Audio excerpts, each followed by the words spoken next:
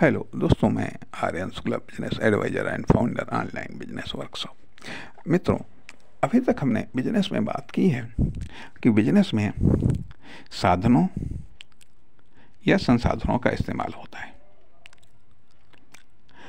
यह हम बात करते हैं कि अभी तक हमने बात की कि बिजनेस में साधनों का इस्तेमाल होता है, लेकिन अब हम इस बात को सुधारना चाहते हैं।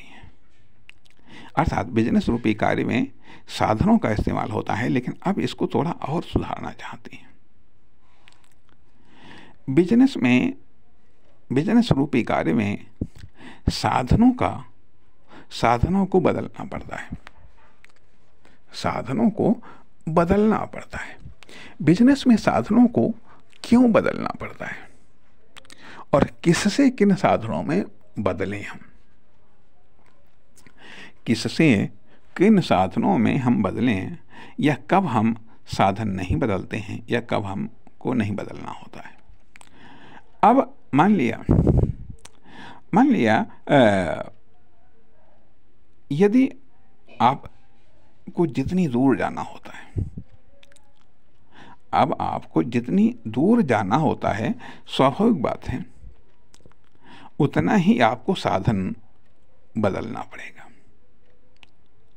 कहने का अर्थ यह बनता है कि आप एक साधारण से एग्जाम्पल इस रूप में आप ले सकते हैं कि मान लिया आप यदि घर से, मान लिया कितनी भी दूर आप जाएं, सबसे पहले तो आपको घर से पैदल ही निकलना पड़ता है।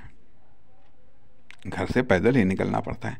वहाँ से आप कुछ दूर तक पैदल जाएंगे, जहाँ से आपको रिक्शा या ऑटो मिलेगा। ऑटो या रिक्शा से आप फिर कुछ दूर तक जाएंगे, जहाँ से आपको बस मिलेगी। बस से आप कुछ दूर तक जाएंगे, वहाँ तक जाएंगे जहाँ से आपको ट्रेन मिलने की संभावनाएं है। फिर आप ट्रेन से कुछ दूर तक जाएंगे, फिर ट्रेन से आप उतरेंगे, फिर आप ऑटो पकड़ेंगे,